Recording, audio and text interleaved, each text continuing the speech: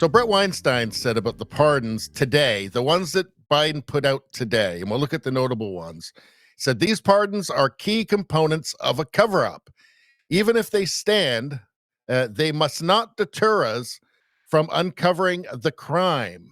So here was Biden's statement. Now, I don't believe there's ever been like these preemptive pardons before. Like it's always been somebody has been charged with something, somebody's been convicted with something, right?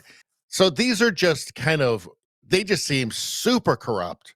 I mean, already with Hunter Biden, right? Going back to 2014. Why 2014? The crimes that he was charged for were years afterwards. Why go back then? Anything to do with Burisma, perhaps? Obviously.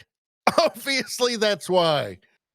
President Biden said, "Our nation relies on dedicated, selfless public servants every day. They are the lifeblood of our democracy.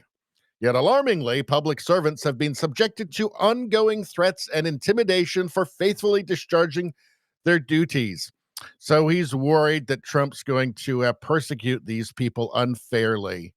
Unlike him, because he's good and Trump's a threat to democracy. Let's see. So what is this? Here's an expanded list of Trump officials, advisors, and associates. You might call them public servants and associates who faced legal action by the Department of Justice during Joe Biden's presidency. They always accuse you of doing what they do. Always.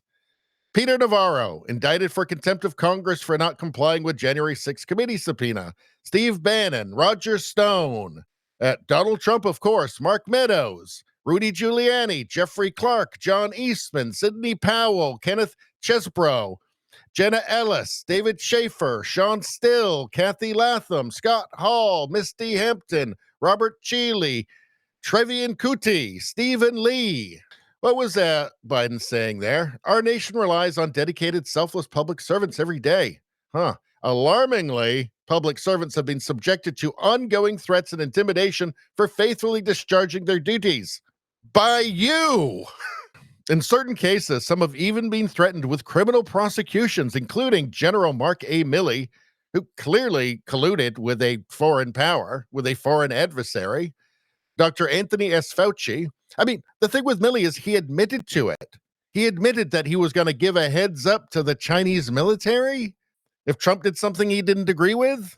I don't know. Doesn't that sound like kind of treason or something? But all right. Dr. Anthony S. Fauci.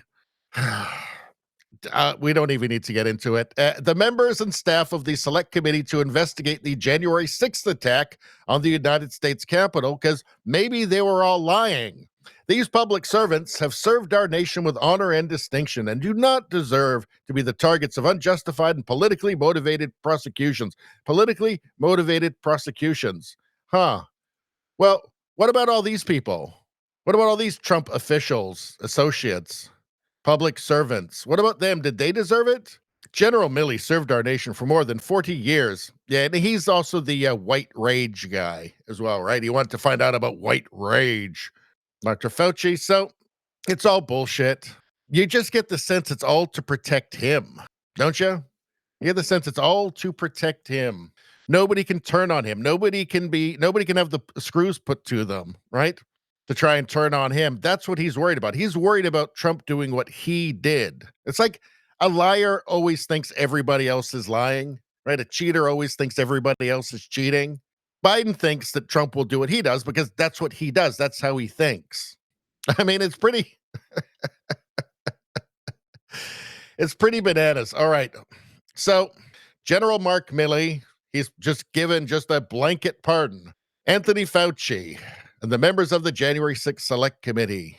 I guess look, that's going to be investigated by the Trump administration, right? That's going to be investigated. Okay. They're all off scot-free if all of this is even legal, if what he's doing is legal, right?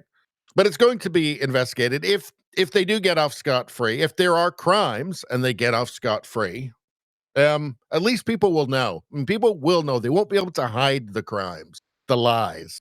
U.S. Capitol Police and D.C. Metropolitan Police officers, those who testified before the Select Committee investigating the January 6, 2021 Capitol attack.